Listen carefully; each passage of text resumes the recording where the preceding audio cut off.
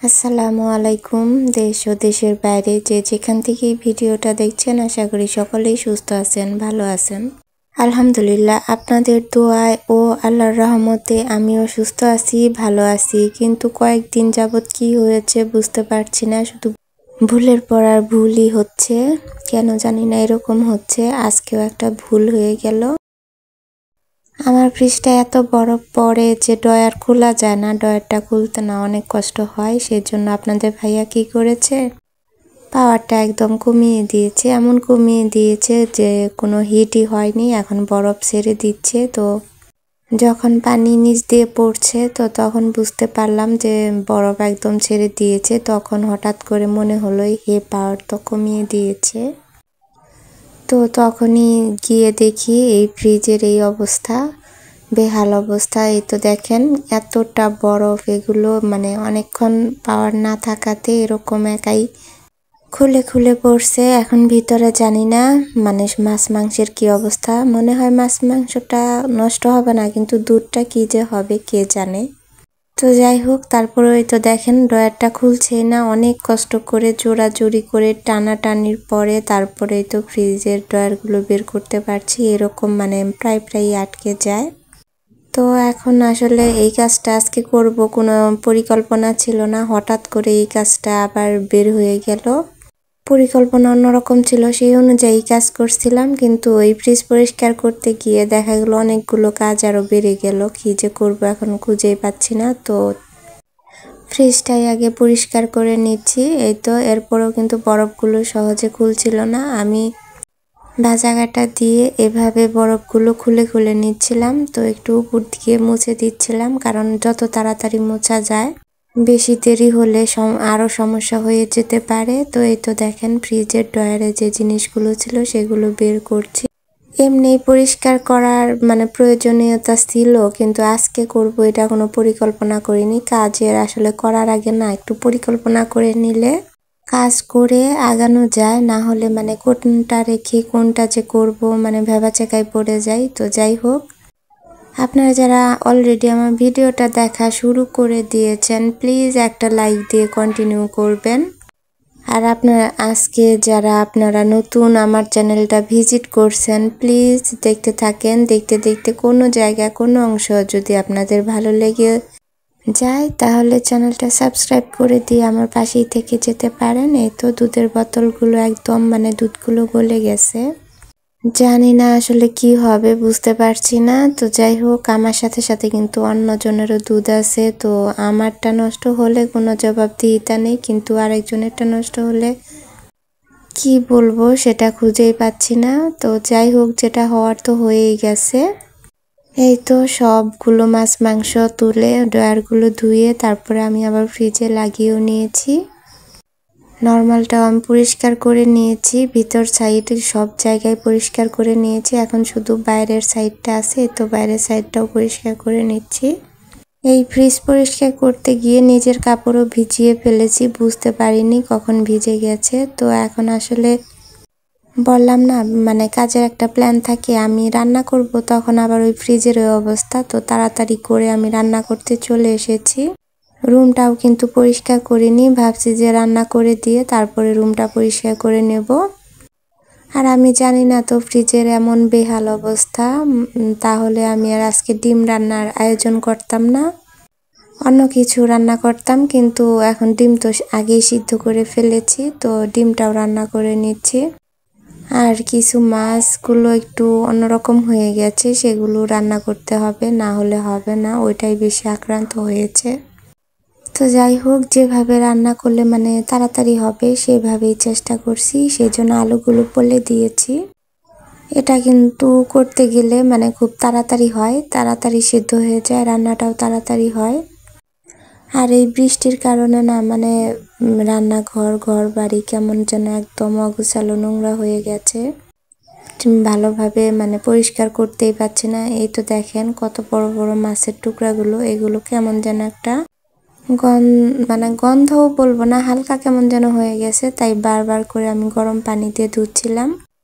আর এই গরম পানি দিয়ে ধুয়েও তারপরে আমি লেবুর রস চিপে তারপরে লবণ দিয়ে ভিজিয়ে রেখেছিলাম।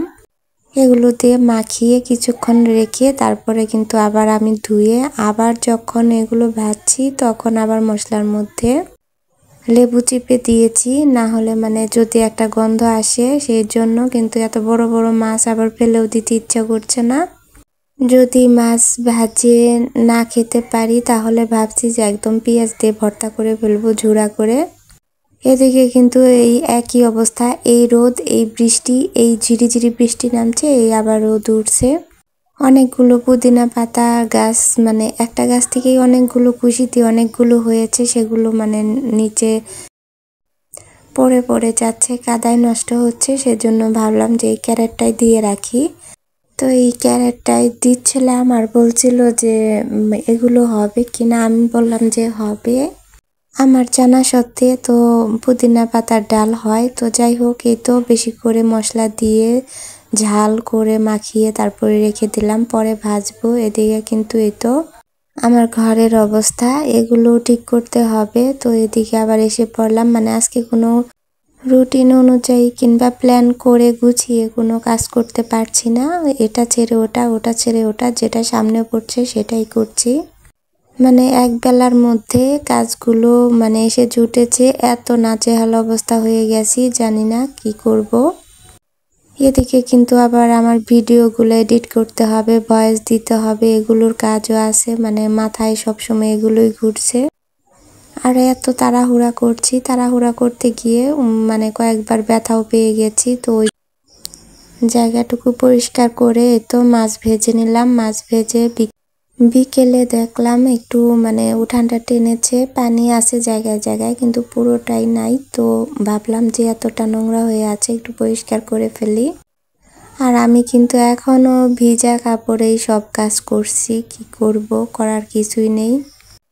আর জানেন তো এমনিতেই উঠানটা ঝাড়ু দিতে অনেক কষ্ট হয়, এত নিচু হয়ে। তার মধ্যে আজকে আবার পাতাগুলো একদমই উঠছে না, অনেক কষ্ট করে অনেক সময় নিয়ে পাতাগুলো তুলতে হচ্ছে ডলে ডলে। তো কি করার। তো এই তো দেখেন কতটা মানে পরিশ্রম এই উঠান ঝাড়ু দেওয়া। কিন্তু শীতের দিনে কিন্তু এত পরিশ্রম লাগে না, একদম চকচকা ঝকঝকা থাকে। 5 মিনিটের মধ্যেই মনে হয় উঠানটা ঝাড়ু দিয়ে ফেলি, আর বারবার ঝাড়ু দিতেও মন চায়। আর এদিকে দেখলাম কি জানেন, এত কষ্টের গাছ, এত স্বাদ করে এখান থেকে ওখান থেকে এনে লাগিয়েছি, কারণ কিনতে গেলে অনেক টাকা লাগে। তো যেগুলো আনা সম্ভব এনে লাগিয়েছি। আবার কিনেছি কিন্তু 1000 টাকার মতো, তারপরেও কিন্তু গাছ কেনা হয়ে গেছে। তো এই গাছগুলো না, কিছু কিছু গাছ অতিরিক্ত পানির কারণে, বৃষ্টির কারণে কেমন যেন মরা মরা হয়ে যাচ্ছে, দেখে না ভালো লাগছে না, কেন জানি না, মানে মনটা খুব খারাপ হয়ে গেল। এত কষ্টে লাগানো, এত যত্ন করা গাছগুলো এখন যদি মরে যায়, আবার কোথা থেকে সংগ্রহ করব। যে গাছগুলো আমি সংগ্রহ করেছি আমার বাসায় আসতে, সেই গাছগুলো যদি কিনতে চাই না, মানে 4-5 হাজার টাকাও শেষ হবে না। কারণ একটা বাগান বিলাস গাছ যদি কিনতে চাই, দাম করেছিলাম মানে ছোটগুলো 500 টাকা, আর যেগুলো ফুল ধরেছে সেগুলো তো আরও বেশি চাই। তো আমি এগুলো ডাল এনে এনে সংগ্রহ করেছি। আমি মোট ডাল থেকে 8টা বাগান বিলাসের মতো চারা তৈরি করেছি। গোলাপি তৈরি করেছি 4টার মতো, সাদা 1টা, গাঢ় গোলাপি 2টা আর লাল 2টা। এগুলো কিন্তু আমি শুধু ডাল থেকেই তৈরি করেছি। আর জবার কাটিং তৈরি করেছি 5 থেকে 6টা প্রজাতির জবা, আমি এইভাবেই ডাল থেকেই তৈরি করেছি। তো সেগুলো মাত্র শিকড় দিয়ে মানে গজিয়েছে, এগুলো আর একটু বড় হতে সময় লাগবে। তো এগুলো হলো বিভিন্ন প্রজাতির, মানে দেশি না। এগুলো যদি আমি কিনতে যেতাম না, অনেক টাকার প্রয়োজন ছিল। আমি জবা দাম করেছিলাম 350 টাকা চেয়েছিল। আবার দেশি প্রজাতির জবাগুলো, সেগুলো 150 টাকা চেয়েছিল আমার কাছ থেকে। কিন্তু আমি এভাবেই অনেকগুলো সংগ্রহ করেছি। তো এই তো আপনাদের সাথে কথা বলতে বলতে আমার বাড়ির সব কাজ মোটামুটি কমপ্লিট। বাজারের ব্যাগগুলো বাতাসে পড়ে কাদায় লুটিয়েছিল, সেগুলো ধুয়ে দিচ্ছি, কিন্তু কাদা না উঠতেই চাচ্ছে না। তো একটা বুদ্ধি বের করলাম, যেটা দিয়ে ট্যাপের পার ডলে নেই আর ট্যাপের পাট ধরলে মানে বাজারের ব্যাগটাও পরিষ্কার হয়ে যাবে, দুইটাই পরিষ্কার হয়ে যাবে। তো যাই হোক, যেই ভাবা সেই কাজ। তো সত্যিই দেখলাম যে বাজারের ব্যাগটা পরিষ্কার হয়ে গেছে। তারপরে একটু গুঁড়া সাবান দিয়ে ভিজিয়ে ধুয়ে নেব।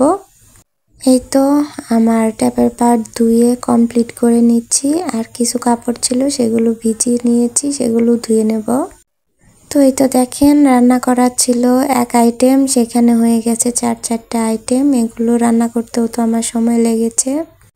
এখানে ডিম দিয়ে আলু দিয়ে রান্না করেছি, আর এইখানে বেগুন আলু দিয়ে পাবদা মাছ, আর মাছ ভাজি, আর ওই তো ডিম মানে মাছের ডিম ছিল, আলু দিয়ে ভেজে নিয়েছি। আমি না ইচ্ছা করে এই বেশি আইটেম রান্না করি না, একটা কি দুটা, না হলে যে কয়টাই রান্না করব সে কয়টাই খাবে, এর জন্য কমাই এই রান্না করি।